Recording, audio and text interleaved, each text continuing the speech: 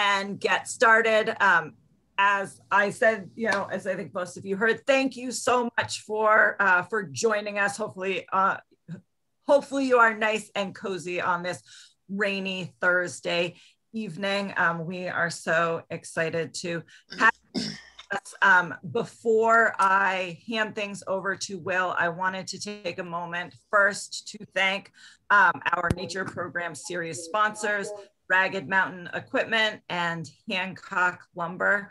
For this program, also we have a special program sponsor, the Whitney Center of Jackson. So thank you to all of those sponsors for their continued support. Also, thank you to all of you watching right now who are members of Tin Mountain. That really is the best way that you can help support our mission and our programming and bring programs like this to the public. If you're not a member of Tin Mountain, we would encourage you to go to our website, tinmountain.org, and in the right-hand corner, there's a Support Us tab. You can look at the various membership options there. And if membership's not the right thing for you right now, there's also an option to donate just directly to our Nature Program Series to help continue, to help keep these programs going. And along the lines of programs, we have in the next couple of weeks, some really exciting ones. Next Wednesday at 3 o'clock is our normal environmental book club meeting, in which we will be discussing Carrie Arsenault's Milltown, which you are invited to join us, whether you have read the book or not. And this month, actually, we're very, very excited to the following evening, next Thursday evening at 7 o'clock, as part of our author series. We actually have a program scheduled with the author. So we have Carrie Arsenault presenting a conversation on her book, Milltown, which is very exciting. We also have coming up our annual meeting. So we have split that, where May 15th, which would have been our annual meeting date traditionally, we are having an annual field day. So we have 4 different field trips on our various campuses to different locations. And then that following Wednesday, May 19th, we'll have the business portion of our annual meeting via Zoom. We also, the spring warbler program is often in advance of the migration. And that's when, in May, which is just around the corner, is when we kick off birding in the Brownfield Bog, which we are doing this year after taking a hiatus last May. We are asking, as with all of our field programs, that you register online. So tinmountain.org, and on the right-hand side, there is a list of all our programs. And if you click on that, you'll find the link to register for birding in the bog. But we are kicking it off this Saturday at 7 a.m. and are birding in the bog every Saturday morning through May. And we are also kicking off, we'll be returning to doing our Thursday morning bird walks up in Jackson, meeting at Valley Cross. So lots of birding opportunities. If that's something that you're interested in, I would encourage you to join us.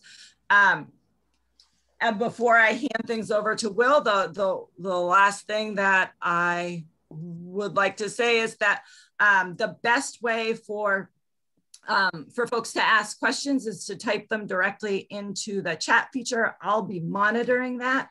And if it's an immediate clarifying question, I am happy to jump in and ask Will. Otherwise, we will hold those until the end, and I'll read through those. And then after we've read through those, if you have a question you'd like to unmute yourself and ask Will directly, we can do that as well. Otherwise, that was that lot, but we've got lots going on this spring. I'm going to go ahead and turn things over to Will, one of our perennial avian presenters, and for at least for a little while longer, a board member of Tin Mountain. So yeah, welcome, Will, and thank you. Thank you all. All righty, let's share some screens. Okay, so the first screen I wanted to share with you all, hopefully you can see it, is a wonderful resource that the Cornell Lab of Ornithology offers through their website, birdcast.info. And this is actually a great way, if you are all interested in trying to predict at least the intensity of migration in your area. This is a really great resource to use. They are kind of bringing together a number of different types of data here. A lot of it is kind of ground truth through the website eBird, which is another great website offered through Cornell University. So it allows you to get a sense of what, well, not exactly what birds are coming, but the intensity of the migration. So partnering with the observations through eBird, the scientists put together these maps of migration intensity. So right now, this image is actually, the series of images is from yesterday through kind of late last night and this morning. And you can tell that the migration's not so intense here in central New England, mostly right now because we have unfavorable migration weather. So birds, specifically the birds we're talking about tonight, the small insect-eating, multicolored warblers, many of which are coming from the New World tropics, so Central and South America, they're going to be migrating at night. And so that's why we see these intense blooms of color overnight. And this image, of course, is created by scientists, but you can get a sense for migration intensity if you look at your local radar every night, basically from late March through early June. You'll see these plumes of color coming over the radar screen. And it kind of looks like moderate rainfall, but it's in a very specific shape. It's like a donut. And it's really cool to see them blow up about 2 hours or so after nightfall. And then they kind of go intense all night, and then they drop about 2 or 3 hours before dawn. So it's a really great way to, a great approximation of the amount of birds moving. Again, it's not going to tell you what species. That you'll need to go out and see what's coming. And follow some of those rare bird alerts and some of those eBird alerts that tell you what's actually coming through. Okay, so I'm going to move over to my presentation. I'm going to, I'll make sure that I am also sharing my sound, which I am. Okay, so let's get into the presentation. We've got a few things to cover. So when we're covering warblers, it can be very overwhelming because we are going to be talking about 25 common species that are coming through in the next hour. So what we want to try to do is get some basic field marks down, including kind of the colors around the eyes, whether or not they have a plain or barred chest, and whether or not these birds have wing bars. So these three field marks can tell you a lot about the species that you're looking at. Will, can you pop it into presentation mode? Oh, yeah, I guess I'm sharing the wrong share.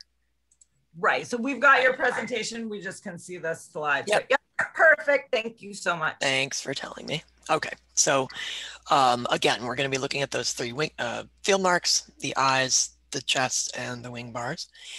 We're going to talk a little bit about similar species, so species that are easily confused for warblers that we get in springtime. And then we'll get into the species, and we'll also be sharing with you the song of each species. So where I can, I will do my best to what we call transliterate, so that it's to kind of translate the sound of the warbler into common English to help you remember some of these songs. It's not going to work for all of them because some of these songs are not very well translatable, but we'll be able to listen to them together through the sharing audio feature on this presentation.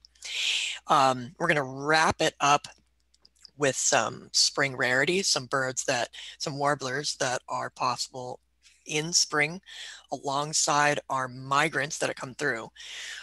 Most of the species that I'll talk about are migrants that breed to our south, so in the mid-Atlantic, that we're not going to see, except on the rare occasion where they overshoot and might spend a day or two in New England before making their way back south, again in springtime.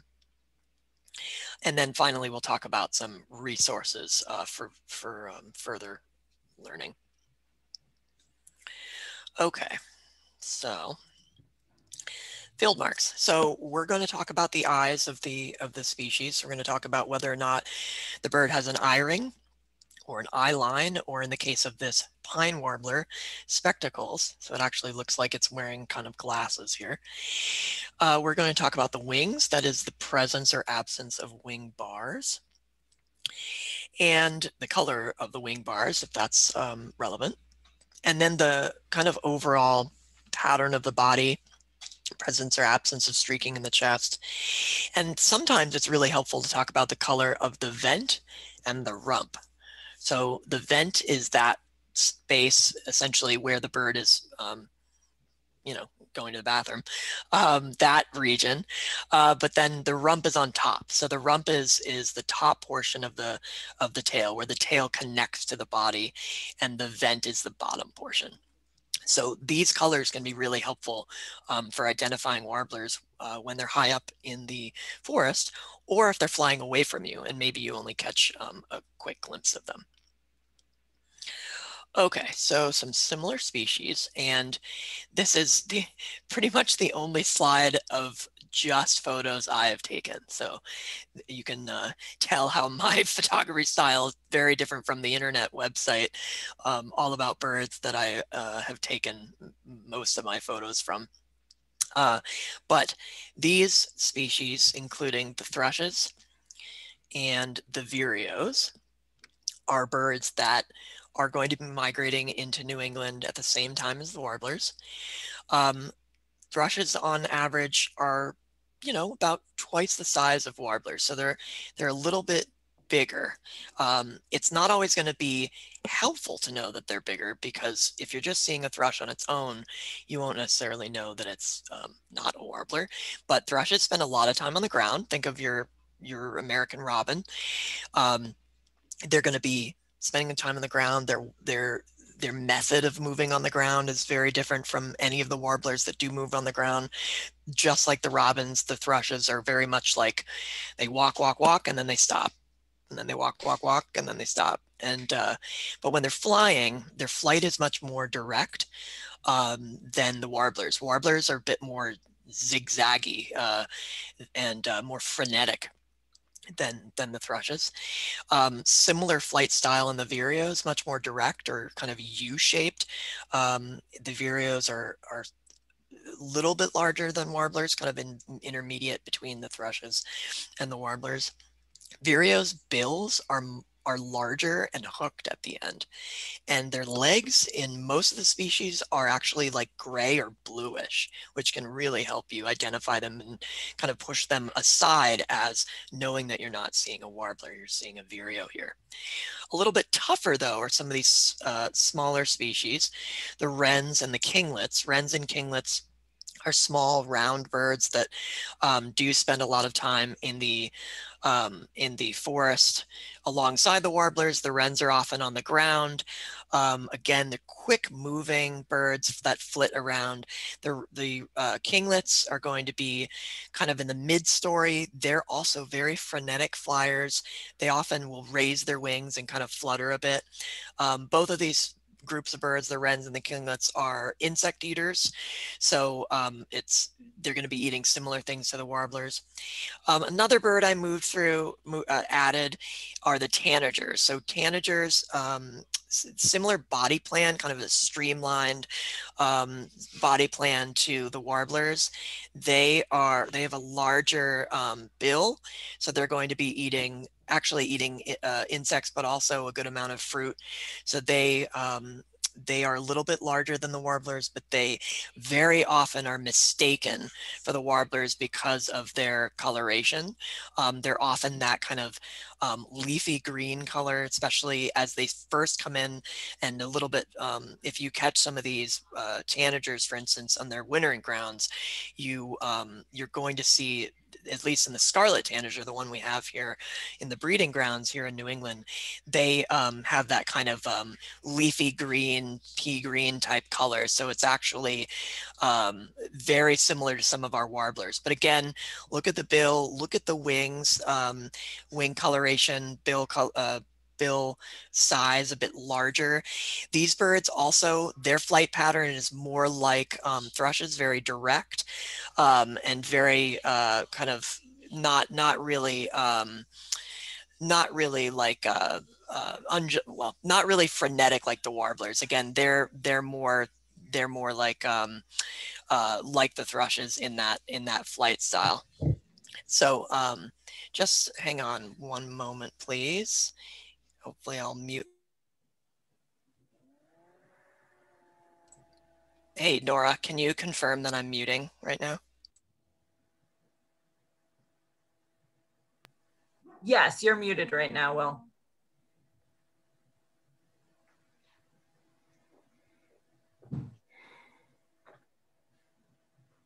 Okay.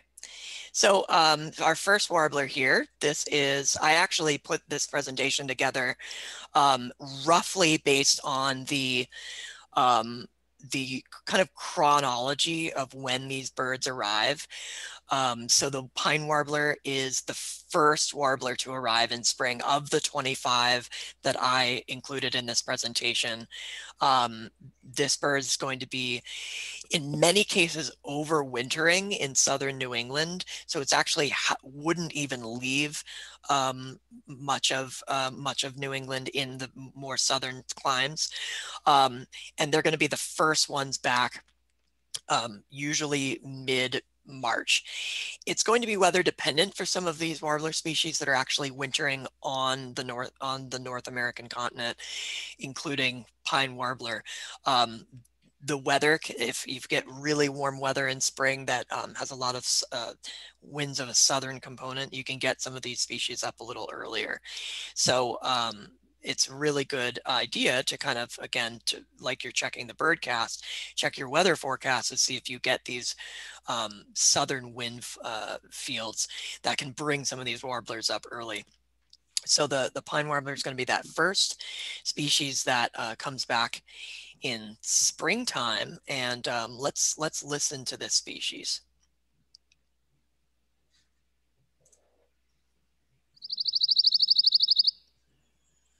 So I played that once. So that is kind of a 2 to 3 second long trill, and let's make sure that we have that here. So folks are still seeing, hopefully seeing my presentation still.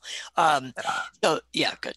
So the pine warbler, one of the best field marks for this species is take a look at its face. This is one of the warblers that I mentioned earlier that has those spectacles. So it has yellow spectacles, and in the case of the adults, in the center image there, that's actually a first-year bird. And you're typically not going to see the first years of many of our warblers until July or so.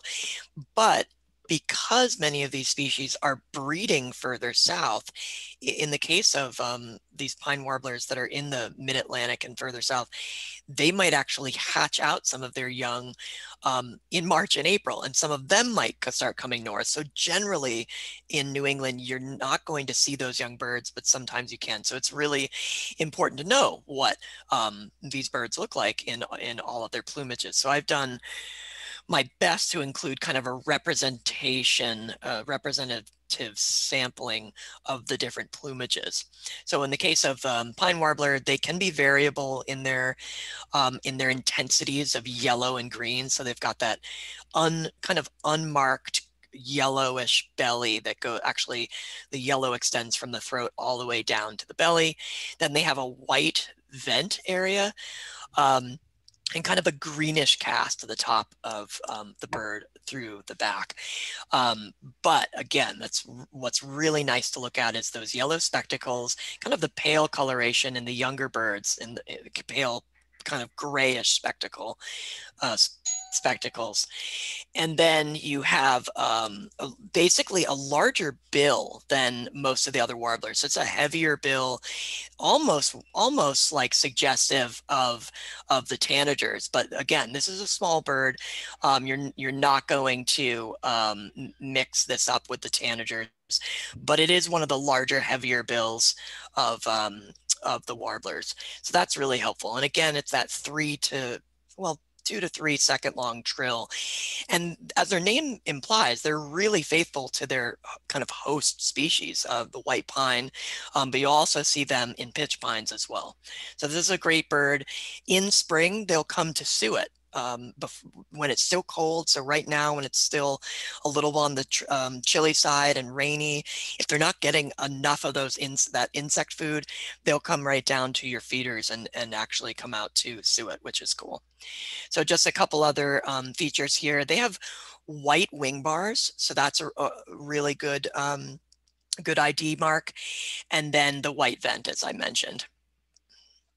All right, the next species, another early migrant that returns from the southern United States. This is a bird that you'll see if you winter in Florida, you will see the palm warbler. So palm warblers are in the adults kind of this beautiful, brilliant yellow with some light streaking through the belly, through the chest and belly area, but they have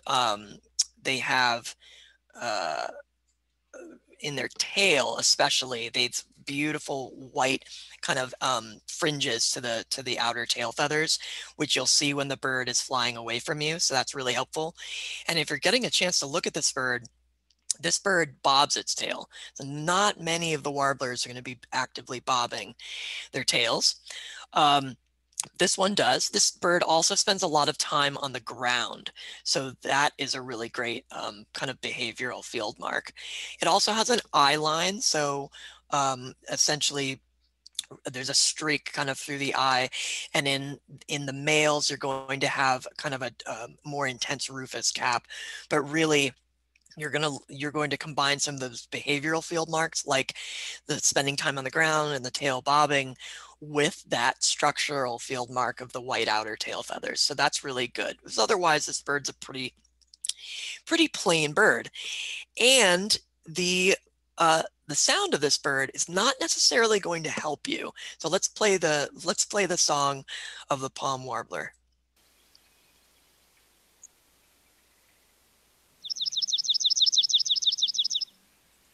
All right, so to me, that sounds like a lot of other species of birds, including chipping sparrow, junco.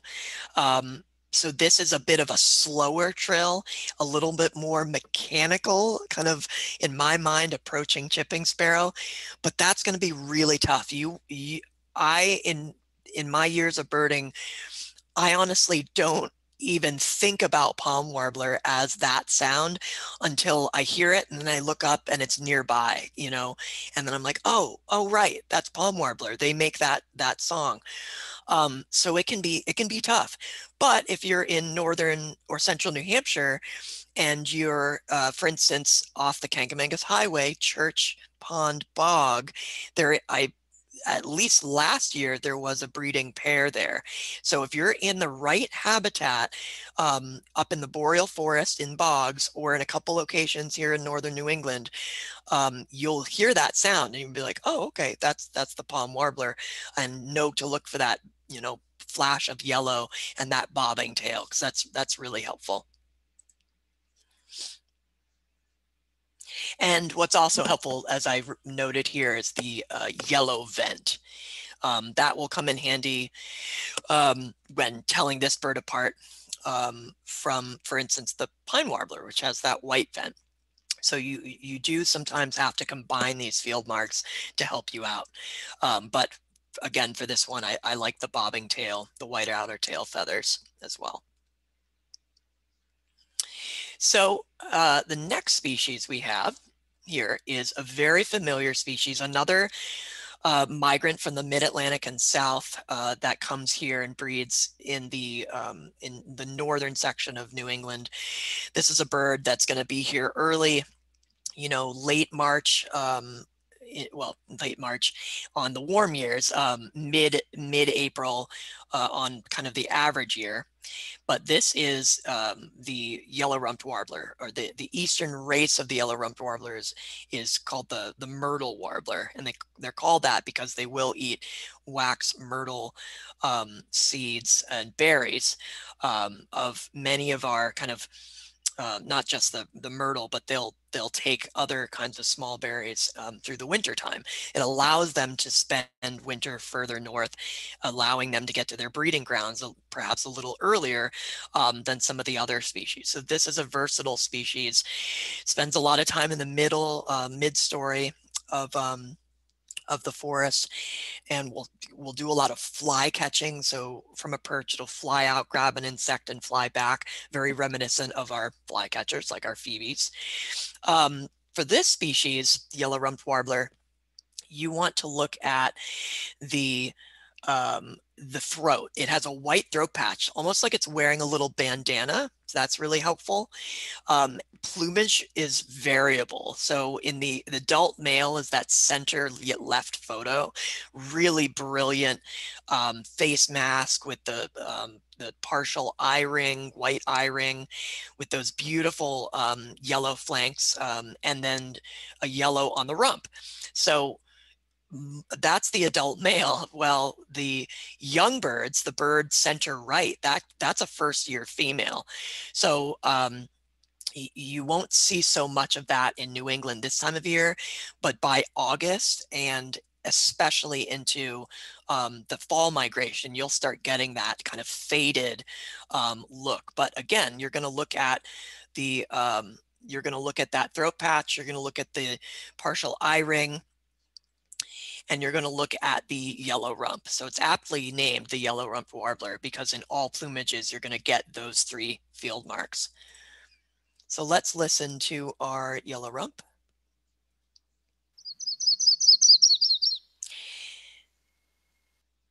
And this is one of those songs that is hard to translate. I'm going to go to another version of this song and see if we might recognize it. That's tough. It can be a variable song. So this is a bird that you definitely will mistake for perhaps other warbler species just based on their song. It's a bit of a descending song. Again, it's a great representation of that warble type of song. So it's kind of a two-parter, a little bit of a rise in the beginning, a little bit of a fall in the end. We'll play another one. Yeah, it's tough. And these three different songs that I just played for you, they span New York, New Hampshire, and Ontario. So there's a lot of variation in the myrtle warbler, the yellow-rumped warbler. But when you're listening to these songs out in the wild, do your best to follow it. Try to get on that bird. That's the best way to learn bird song. That's how I learned when I was a little kid. I used very few guides in terms of audio guides. I would literally try my best to find the songs, find what was singing. And that's the best way for the brain to learn, is to listen, find something new, and then track it down. And that's what I did. And that's what helps you really learn it, because especially for birds like the yellow-rumped warbler with such a variable song, it's going to be tough. Just listening to a few representative samples, you want to go out there and see kind of what's the song that's singing around your area, because some of these are regional. So it's good to listen to them online, but it's also good to track down those songs in the environment and do the learning, do the hard work of learning through song to bird as you can. All right, so we're going to switch a little bit, and we're going to now get into kind of the middle grouping of warblers here. So now we're looking at the water thrushes for this particular instance. These two species in this one photo are two different water thrush species which are arriving now. So this is from typically the last week in April through the first week in May. You're going to start getting into water thrushes and then the following species. The two water thrushes that we have are the Louisiana, which is on the left here, and the Northern, which is on the right in this photo. You'll notice both of them have heavy streaks, again, kind of reminiscent of their name, thrush. They also have incredible eyebrows or supercilia. The supercilium is a great way to tell this bird is a water thrush. You look at that, but gosh, how do you tell the difference between these two species? It's tough. I'm not going to mince words here. This species is so often confused. These two species are so often confused with each other. But in the case of the Louisiana on the left, this bird, which breeds in the mid-Atlantic and basically reaches its northern edge in the Mount Washington Valley, essentially, and over into central Maine, they have basically, if you think about two colors in terms of how can I deduce the coloration of this bird? Well, I would say it's more brown and white versus the bird on the right, which is more brown and tan. So if you kind of keep that in your head, that can help you. So the bird on the left has a very broad white supercilium, which actually gets broader as you go from the bill back into the back of the head. It actually gets kind of broader and it's white. Versus the bird on the right, it's tan, it's a thinner supercilium, and it tapers pretty strongly from the bill to the back of the head. That can be tough in the field to see. So we'll play their song in just a moment. Both of these birds are going to have intensely pink legs, and in spring, the coloration of these birds' legs can be nearly identical. I've seen photos of pink legs and kind of pink legs in the Louisiana and darker legs in the northern water thrush on the right, but hormones in springtime play a big role in the colors of those legs, which is really, really interesting. So both of these birds spend a lot of time on the ground near running water, tail bobbers. They also walk. So that's pretty unique field barks right there. So these birds are on the ground, they're walking, they're kind of stalking the water's edge. Their tails are bobbing. They don't really want to be seen, but they definitely want to be heard. So I'm going to play the northern water thrush first.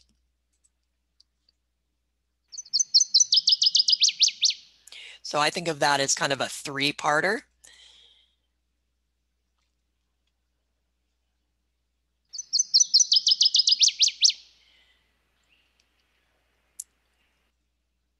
Play it one more time. So kind of a descending three-part song. You're going to hear it, again, close association with interior woods, wetlands, bogs, swamps, riversides. Versus the Louisiana, which has more of an explosive song. We'll see what you think.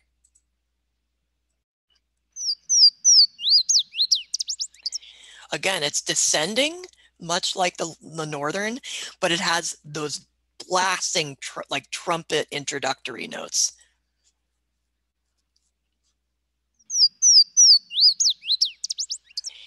Really, really intense there. So whereas the northern is that 3-part descending song, again, interior forest, wetlands, similar to this species. The Louisiana is going to have those kind of 2 or 3 introductory notes that are very piercing, which then end in this like complex jumble of notes. So I've reiterated the 2 field marks there, the supercilia, which are key. And some people, when looking at the birds head on, will notice, and this is a field mark that can work if you get close enough to the bird with binoculars or a scope, or if it's physically nearby, the throat of the bird. The throat of these 2 species are slightly different. The bird on the left is the Louisiana. It has kind of a paler throat with fewer dark flecks of brown, versus the northern, which actually have typically have more darker flecks per inch per centimeter, closer together. So if you see a bird that's got kind of almost a pale throat, where it almost doesn't even seem like it has much going on there, your better chances to get that Louisiana. But this is tough, again, because it's going to depend on lighting. It's going to depend on the bird's mood. I mean, it's going to be hard. I would say your best bet is to go by kind of that facial pattern and the song. The song's really going to be it. And if you're outside of New England, the further south you go, the better chances of getting the Louisiana. The further north you go, better chances you're going to get that northern. Okay, so moving right along. This is one of my favorite warblers. This is the warbler that it's hard to mistake this species for any other.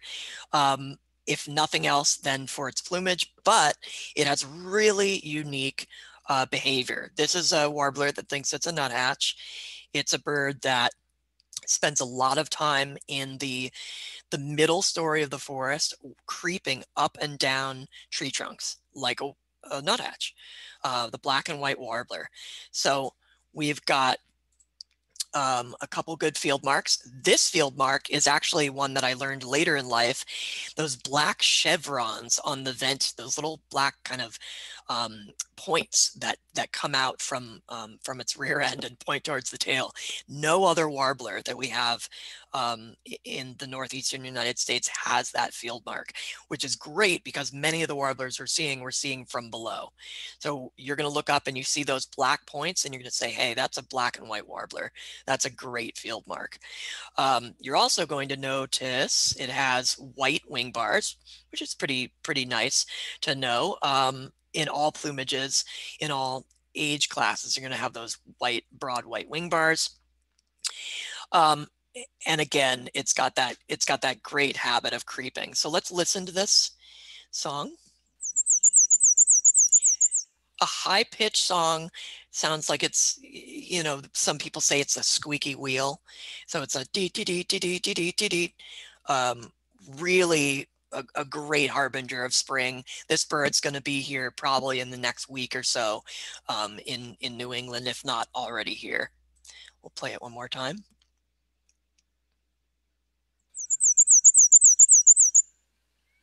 And one interesting aspect of this species is it nests on the ground. So actually the water thrushes nest on the ground and the black and white warbler nest on the ground, which again, a fact I learned later in my life, which I find really, really fascinating. Okay, so kind of moving along here, we're starting to get into the early to middle May. So second into about the second week, because at some point all of these birds just arrive and it's actually hard to kind of parse them out about which species actually come first. But the black-throated green warbler, aptly named, that black bib in the male, really extensive in that breeding male. It's a little bit faded in the female, and then entirely absent in those young birds, like in the upper left and then lower right especially. So you're going to have more of that kind of faded coloration in the fall. But keep an eye on the basic structure here. So what you want to pay attention to: white wing bars, golden cheek, bright yellow cheek, which is really helpful. And then kind of the green cast to the top and the back of the bird is really great. This is a bird that we have that breeds in central New England, kind of mixed deciduous hardwood and conifer forest.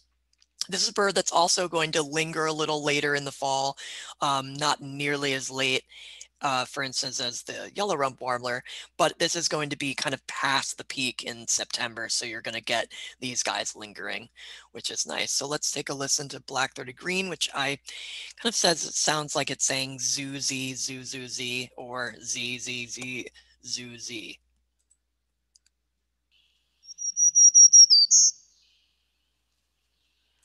So that's a good kind of transliteration of that bird. All right, so kind of back to the ground for our next species, the common yellowthroat. This is a bird that loves thickets adjacent to wetlands. More often heard than seen, but that black mask is unmistakable over that yellow throat. That's really, really great. This is a very plain bird, no wing bars, but that the behavior of being kind of close to the ground, out of sight, bright yellow throat. And then in the case of the adult male, it's going to have that beautiful bandito face, which is really spectacular. I really like these birds. They seem to have a very big personality, and they have an explosive song. So we'll listen to that. So it sounds like it's saying witchety, witchety, witchety, witchety. So that's pretty good and straightforward.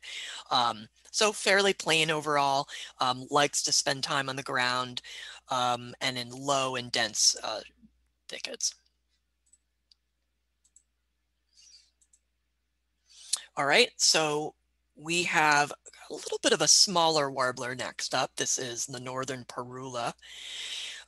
Northern Perula have they have a partial eye ring, so kind of like little white crescents above and below their eye, which is helpful. It almost makes their eye look larger than it is when you see them in the field. You're also going to get white wing bars, and then similar to the yellow throat, common yellow throat, they do have kind of a small yellow patch that is kind of neatly bordered by, in the case of the adult male and female, that kind of almost slatey blue face. So that's really helpful.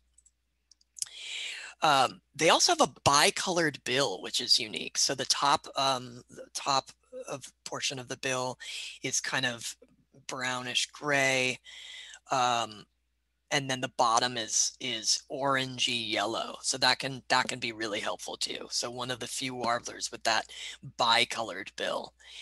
And we can play our northern Perula. I kind of describe this as a zipper. So it's in a quickly ascending zip, and then at the end it has a kind of a note, like a chickup, like a hiccup kind of. You can hear that zip up.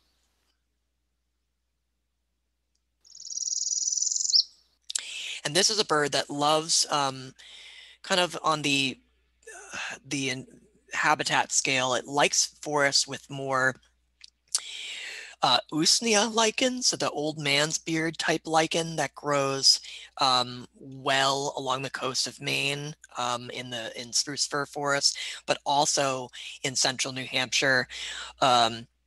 They really like to nest in that, and that's a really good kind of not, I wouldn't necessarily say host species in terms of that they require it, because I'll have to do my research, but they are closely linked to those lichens for their nesting environment. But it's a good bet that if you've got that kind of forest, you're gonna get this species. So that's really a great species to see. Again, it's small, very colorful. The male has that beautiful bib that in some instances is redder and more vibrant than others. A really, really beautiful bird.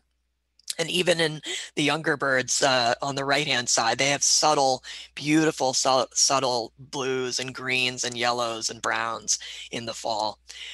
Fall birding is so much more confusing, but I think in many ways the colors are just as beautiful as springtime. I know that might be heretical, but well, this next species, not a lot of color palette to it. It's one color. This is yellow warbler.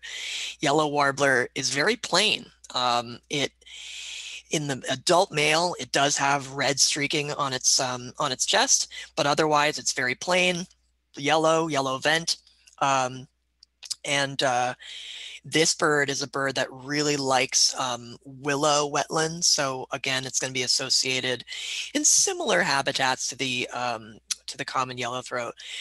But let's hear from this bird. So people say that it sounds like it's saying sweet, sweet, so sweet. This is a bird that if you join us for our trips to Brownfield Bog, guaranteed to hear them, if not see them outright. You'll see them chasing each other, bright yellow birds, and the songs are, piercing, sweet, sweet, so sweet. So it's a great bird to see in spring. Definitely one of my favorites, and just those field marks, very plain eye. I mean, some will say that it kind of actually like a bit of a yellow eye ring, not always clear.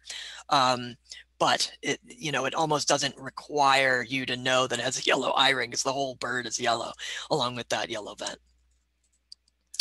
Next bird, similar to the water thrushes in its behavior and its ability to be confused with the actual thrush. This is ovenbird. Ovenbirds spend their time on the ground. They walk. They walk in a funny gait, almost like they're walking very slowly, very deliberately. Really unique pattern of walking behavior. And really stark contrast between the front, the chest, and the back. Very plain bird on its back overall, but if you look at the crown, you get those two vertical black stripes that basically border that little rufous cap, which isn't always easy to see.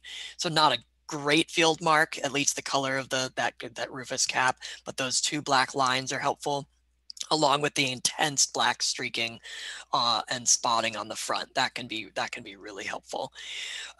Bird of the undergrowth. This bird has an explosive song. You're more likely to hear it than see it. So let's listen to this one, which kind of sounds like it's saying teacher, teacher, teacher.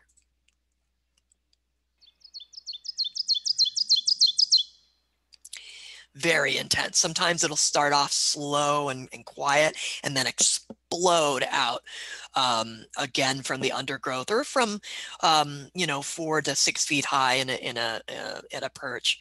But a really beautiful bird, and as the name implies, they build a nest that kind of looks like an oven on the ground. So this is another ground dwelling warbler.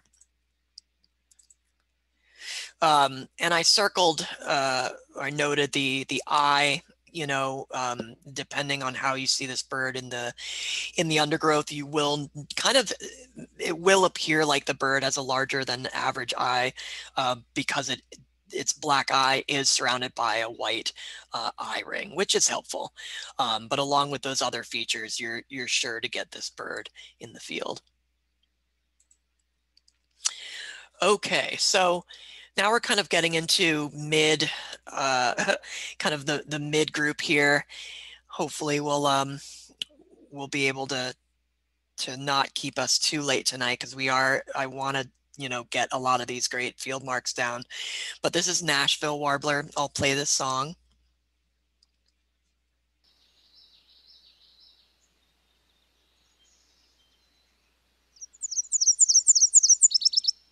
So this is kind of a two-part song. You know, it's kind of a warbling quality to it in the beginning, and then it always ends with the trill. So that's really nice. So two-part song here. A bird of higher elevations in the White Mountains, kind of the mid, let's say, as you go further north, they're going to be a little bit more common. They really like the deciduous forests, deciduous conifer forests further north, but also higher up in the mountains. I've noticed them singing and breeding on top of Kearsarge North and North Conway. So a great bird to see. Some good features for this one include, again, a kind of similar to the Perula, where it has kind of a hooded appearance, where there's one color that's kind of, most of its head is one color, and then it has, in this case, it has a very like slate gray hood, and then you've got a yellow throat. So that's really helpful. That contrast is good field mark. And then you've got a really bold white eye ring, which is helpful.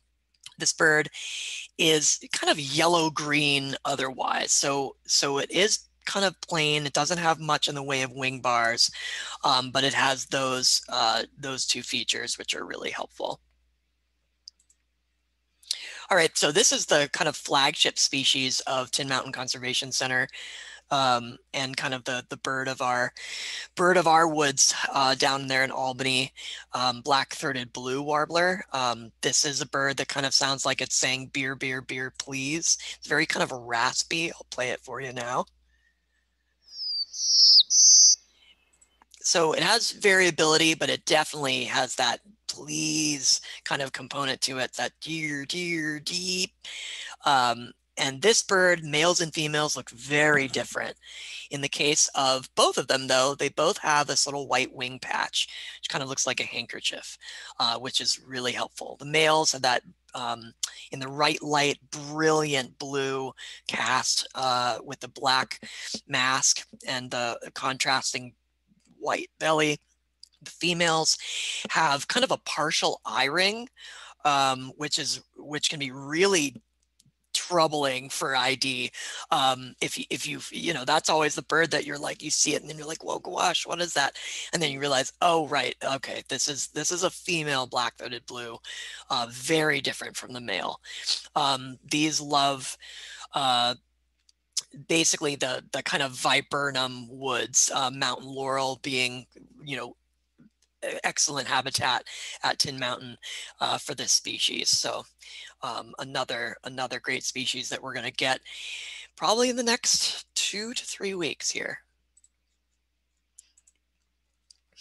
Okay, so moving out into kind of like disturbed secondary growth forests. This is the chestnut-sided warbler.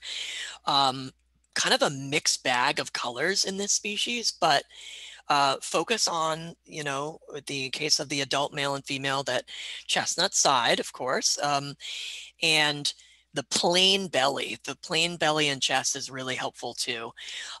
In the case of both the adults and younger birds, you've got that kind of pea green cast to the central back, but then in the cap of the adult male and female, it's kind of yellowish green, which is helpful. The birds on the right are adults and young, generally in the fall, which it's a kind of a wonderful transformation that they go through from the left to the right, how different they look. You can see their wing bars. Yeah, they have white, you know, off-white yellowish wing bars, which can be variable or variably kind of ID'd as kind of true wing bars, because they kind of have that messy appearance, especially in the adult male. But this guy sounds like this one. It sounds a lot like a yellow warbler in my opinion. but it kind of ends on a cheer note. So whereas the yellow warbler is more like sweet, sweet, so sweet, the chestnut side is more like sweet, sweet, sweet, sweet cheer, something like that. So definitely ends kind of on a lower note there. Again, this is a bird of kind of the edges of forests where it meets more openings, and younger forests especially, the younger secondary growth of some of our, for instance, our cuts that we have, our forest cuts in north central New Hampshire and in Maine too. In the adult males and females, you also have this really kind of complex patterning in the face where it almost looks a little bit like a falcon. It has that little bit of a partial black mask, which is really pretty. So that's nice to see. Very similarly, in the kind of complexity of the facial pattern, we have the Prairie Warbler, which it kind of reaches its northern extent in central New England and central New Hampshire, western Maine. This is a bird of open fields, of power line cuts. And this bird has a really unique song, almost like Beam Me Up, Scotty, kind of just like a rising, trilly kind of song, but really unique. Play it again for you.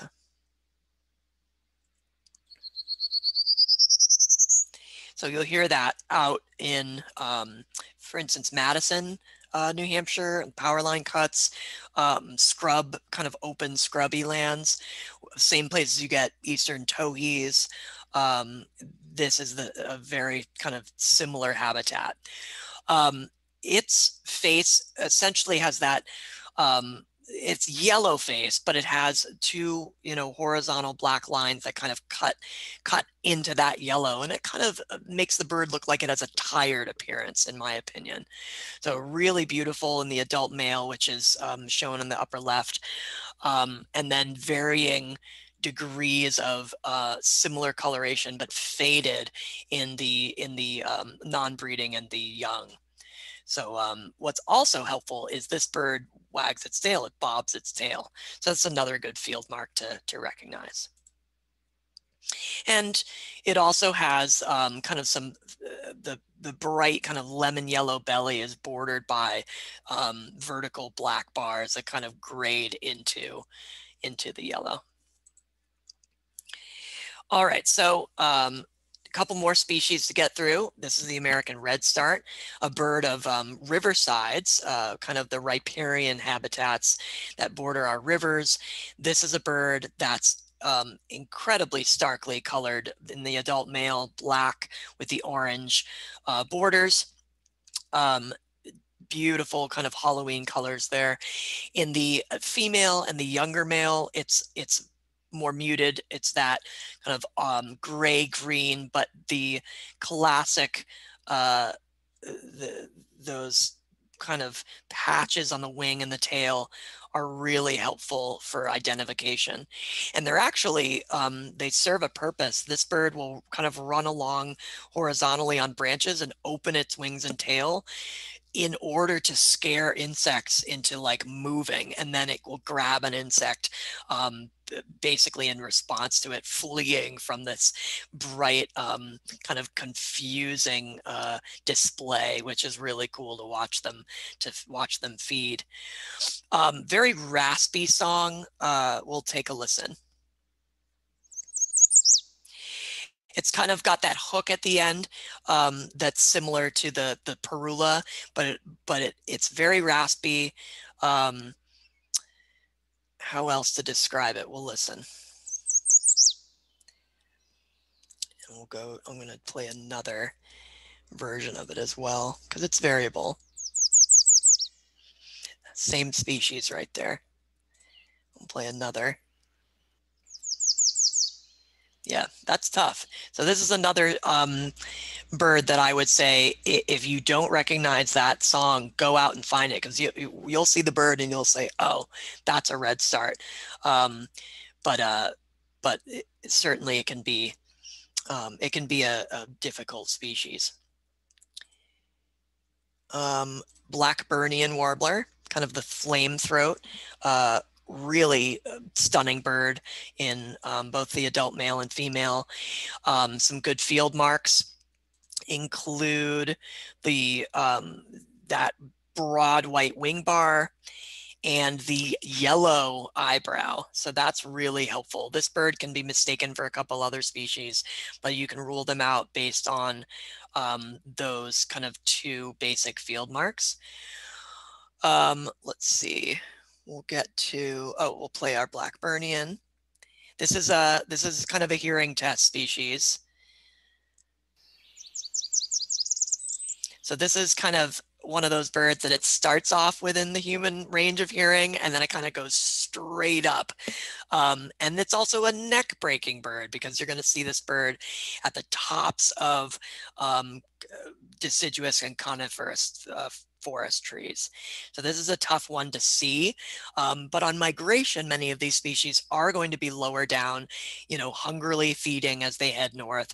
So hopefully we'll get to see these without breaking our necks in the next couple weeks as they head north. And another hearing test warbler, I should say, just to back up, that the adult male Blackburnian, again, bright orange throat, but the females and the young still retain that yellow throat as well. So that's important to note. But another hearing test warbler is the Cape May. So I'll play this one.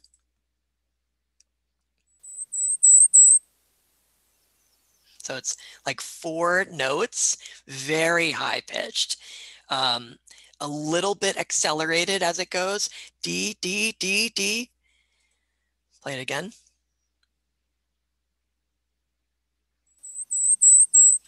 And similar to Blackburnian, this bird likes to stay up high.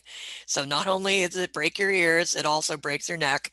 But on migration, again, hopefully you'll get a chance to see them down low. This species, in the adult male and female, they have well, the adult males have this chestnut patch on their face. As they transition into fall, it's variable. The females are more like those younger birds in the upper right, so a bit more muted coloration. And this bird has a yellow rump, or kind of a pea green yellow rump. So that's really helpful. This bird also has very thin streaking on its breast, so that's really key. Its Latin name, species name is tigrina, so it has kind of those thin tiger stripes on its chest, which I love. That's just a beautiful field mark. And then the bill is, along with the yellow rump, the bill is actually slightly curved. And many of these warblers on their way north and on their southern wintering grounds will feed from flowers, will feed on nectar. So these little hooked bills allow them to get into flowers, which is nice. So you'll see some of these actually nectaring and eating flower petals. I've seen them eating crabapple petals and getting into crabapple trees, which is nice. So I actually mentioned as a reminder to me in the audience that if you have crabapple trees in spring, take a look at them closely. If you have warbler activity, you know, there may be some of these boreal nesting migrants, the Cape May being one of those couple species, which we'll now talk about, that are passing through and breeding in the boreal forest of Canada. But on their way north, we'll be checking out perhaps some of your crabapple trees.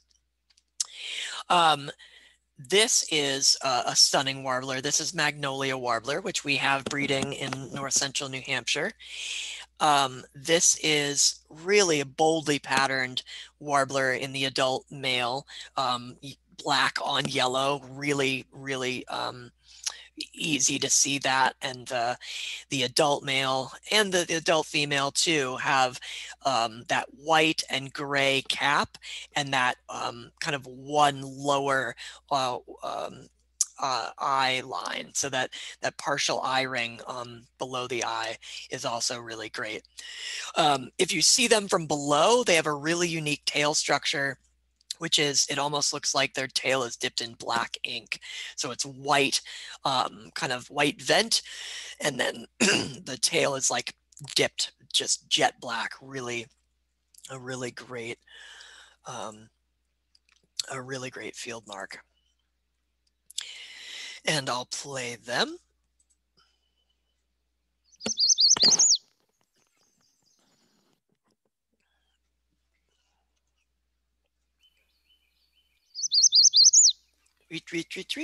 So again, another species that is tough to transliterate, but again, the pattern is there. If you don't recognize the song, try to go out and find it. It will reward you. All right, so we'll move on to our next species here. So we're going to get into some of the more northern breeding species. So this is Wilson's Warbler. So it's very similar to Yellow Warbler in the sense that it is, you know, kind of a plain, mostly all yellow warbler with kind of a greenish cast. But in the adult male, it will have this, and to a lesser extent in the adult female, this black cap, jet black, really unique species. I also highlighted the fact that it holds its wings out, kind of like the redstart. So it almost has that lazy look to it when you see it moving about. So let's play its song. Kind of an accelerating warble. And this species will spend a lot of time in thickets, wet thickets on its way north. So you're gonna have trouble seeing it because it really likes to stay hidden. But kind of wet thickets that are, probably in the mid-story. So not so much towards the ground and not in the upper canopy, but wet thickets at kind of eye level, actually, and a little lower. And what I like to do, I like to put this little picture here to show that, to remember the neighbor Wilson in Home Improvement, you only got to see the top of his head. So that's a way to remember that you're dealing with the Wilson's Warbler when you've got that little black cap. All right, so rounding it out, we've got just several more species to go, so hang on. We'll get through them, but I wanted to get all these field marks out, so hang tight. We'll get this wrapped up shortly. So this is Tennessee Warbler, another fairly plain warbler. I'd say the two dominant colors here are kind of kind of steel gray and green. But the eye line is really helpful. That dark eye line is a great field mark. It also has a white vent, which is helpful too. In comparison to, for instance, Orange Crowned Warbler, which we can talk about later in another slide that I have at the end, a less common warbler that we're not as likely to see. It's important to note the vent on this bird is white. It has a very sharp bill, so short, sharp bill, again, insect-eating bill for the warblers. And it has kind of a three-part trill song. So it's fairly long for a warbler song.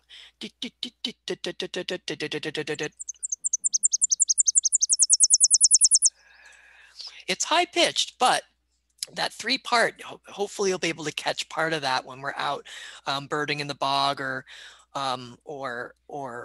in other locations. This is a bird that's also heading north into the Canadian boreal forest. And it also likes to feed in apple trees and on the flowers of apples. And we've seen that in Jackson in the springtime on Valley Crossroad. So hopefully you'll get to see that this year. All right, and another one of our boreal migrants. This is going to be one that you get on the Mount Washington Autoroad and very, very frequently. Another hearing test species, this is the black pole warbler.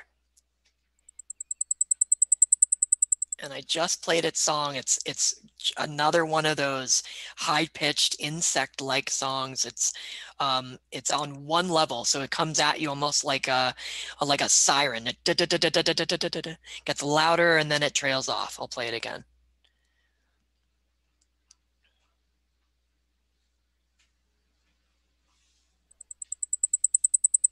Yeah, and you've got to be almost right next to it to hear that sound. But it has a familiar look to it. It looks a lot like our black-capped chickadee. So you see that in its face, the black cap and the kind of that partial black bib.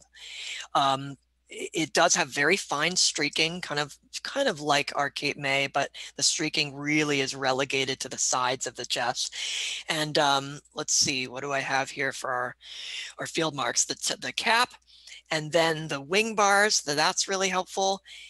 The eye line is really helpful. And if I didn't mention it, I'll mention it now. Bright yellow legs and feet. So one way to remember: black pole, yellow sole.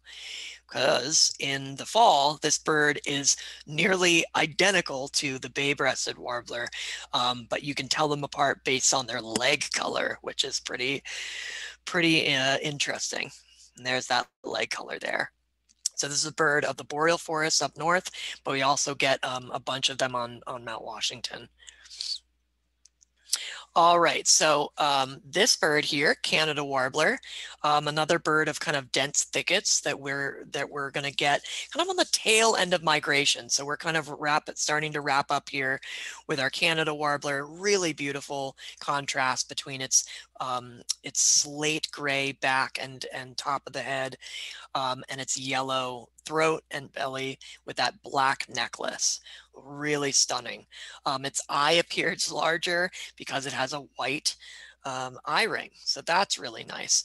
A bird of kind of the mid-story, again, likes thickets, likes to nest in kind of dense thickets further north, but also in that boreal forest. So we get them breeding at Pondicherry National Wildlife Refuge in Jefferson Whitefield, and then in a couple other locations around north central New Hampshire. So it's a good bird to see on breeding territory in New Hampshire, but it's a really special addition to the spring migrant lineup.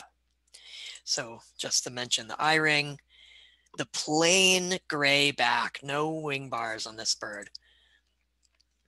All right, and here's a bird, again, kind of our second to the last species that we're going to talk about. This is the mourning warbler. Oh, actually, I didn't play our last bird, so I'm going to play the Canada Warbler now. So Canada Warbler has kind of a twitchy warble, like almost like he's rapping or on a turntable or something. It's a really kind of a burst, a tangle of notes that you're going to hear again emanating from that thicket tangle. All right. And along with the Canada, in a very similar kind of environment, you're going to get the mourning warbler. This warbler loves to stay on the ground, out of sight. In the summer, it's really kind of nearly impossible to see unless the adult male, which is in the lower left, is singing. Sometimes they'll go out to a prominent perch and sing. It has this beautiful kind of black veil. In different lighting, it can appear black, but it's more like slate gray with a bit more of an intense black bib or a bit of a black extended necklace, bordering kind of that lemon yellow and gray green back. So it's very plain warbler for the most part, but they say it has kind of a haunting song. So we'll listen to that one. Almost like it's saying cherry, cherry, cherry pop.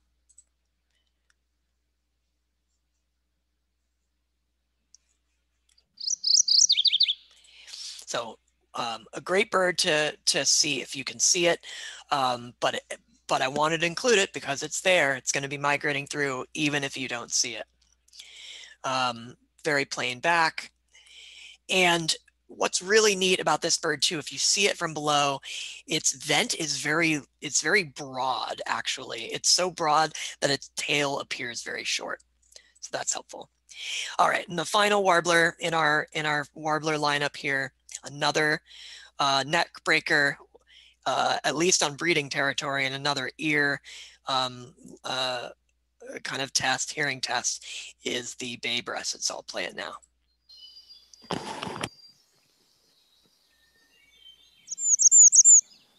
of an ascending 4 to 5 notes, just basically top of your hearing ability. D, D, D, D. Kind of raspy too, I would say. A little bit of a raspy quality to it. And a little bit of a 2-part there. D, D, D, D, D, D, D. And this bird, it's actually kind of a larger warbler. It does appear that way when you see it in person. The adult males and females have a beautiful facial pattern, this black mask bordered by chestnut brown with kind of a tan colored ear area. So that's a really special warbler that everyone wants to see in the spring in breeding coloration. Broad white wing bars, which is really helpful. And down in the lower right, you see how similar it could be in plumage to the blackpoll in fall, but notice those leg color. That leg color is gray to almost approaching black. So there's not a hint of yellow on the legs or feet of this bird. 2 other species that I threw in just because they're around, but they're not going to be in breeding in New Hampshire or Maine, but they're close by. The bird on the left is the golden winged warbler, which kind of reaches its closest approach in the east central New York state and into the Midwest. And the bird on the right is kind of a mid-Atlantic into southern New England and southern central New England bird, the Cerulean Warbler. So I put a couple field marks in, the golden, large golden wing bar, golden cap, eye line in the cerulean, and wing bars in the cerulean as well. And then just a smorgasbord here of mid-Atlantic breeding warblers that in some cases can overshoot and land in New England. So upper left, we have the Prothonotary Warbler, which actually nests in tree holes in the deep south into the mid-Atlantic. Center left, we've got the hooded warbler. Again, another mid-Atlantic species into extreme southern New England. Kentucky warbler on the lower left, another ground-dwelling warbler. Center middle is worm-eating warbler, loves kind of thickets and tangles. I've had them in Florida on migration. The birds on the right, in the upper right is blue-winged and the lower right is orange-crowned. These birds do come through in migration, and in the case of the blue-winged warbler in the upper right, will breed in southern New Hampshire and sometimes will overshoot and come into our area, central New Hampshire and southern central Maine. And then the orange crown breeds much further north, but is rare in migration in spring. It's much more common in fall to get the orange crown warbler. Orange crown warbler looks a lot like Tennessee. It looks a lot like a couple other species, but it has this kind of like dark brown to tan cast to it. Short, sharp bill, eye line with a yellow vent. But again, these birds are birds that are going to be more rare on migration. But I wanted to throw them in because they're possible. And if you hear about them nearby, try to go see them because they're really special here in New England. All right, so I definitely wanted to try to keep this limited to an hour. I failed at that, but not doing too bad here. So we can do maybe 10 minutes of questions, but I wanted to keep this image up, the Warbler Guide, Birding by Ear, Merlin How To, Larkwire, Birding by Ear, and Cornell's Birdcast. These are great resources for learning more about warblers, birds in general, throughout New England and beyond, and learning about birds by ear, because that can be a real great tool in the toolbox to learning birds, not just what they look like, but what they sound like, because you'll be amazed at how the birding world opens up to you when you really start to pay attention to those sounds. And remember that hint that I kept going back to: if you don't recognize the song, and if you're able to, go out there and try to find what's singing, because you'll learn the best when you match those songs to those bird individuals out there in nature. So with that, I'll open it up to questions, and don't want to keep you all night. So I thank you very much for coming along on the Warbler adventure with me. All right, thanks. Well, there's actually one question, one comment that have come through so far, but if folks want to enter their questions now, that's great. Otherwise, momentarily you can ask them directly. So early on, when you were going over the water thrushes, there's a question that came in about whether, quote, real thrushes ever bob their tails. There was someone in North Carolina who saw a streaky bird they thought was a thrush in a cypress swamp, but it was too obscured to see clearly, and was bobbing its tail quite a bit. Okay. Fine. Let's see. So they could have been, if it's a vigorous tail bobber, it's probably unlikely to be a true thrush. However, that being said, hermit thrushes do this thing where they do bob their tails, but they actually will they'll lift their tail up quickly and then slowly drop it. So that's a really unique field mark for, or behavior for hermit thrush. So they lift their tail up quick and then slowly drop it. But if it's a bobbing tail, that's more likely a water thrush, which is one of the warblers that we talked about tonight, either Louisiana or Northern. Great. And then the only other question or comment that came in other than accolade for your presentation, Will, is just a comment that Birdcast suggests watching for overshooting species this weekend due to weather patterns, especially along. Yeah, so certainly so right now what's going to happen is, if we get prolonged period of wet weather with those northern winds, north winds, that's going to keep like a lid on migration. And these birds, they're dying to get north, especially as we get into mid-May. So if weather like this persists, it's going to be harder and harder for them to get north, but there's going to be more and more birds landing on the North American continent from South America, coming over the Gulf and all, and up the eastern seaboard. So you're going to see incredible, possibly what are called fallout situations, where bad weather grounds birds, migrant birds, warblers included, but many kinds of others, thrushes, tanagers, flycatchers, things like that coming north.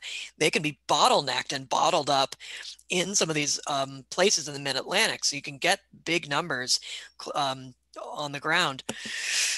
But as you get those southern winds, that's where the winds turn around and it becomes favorable flying conditions.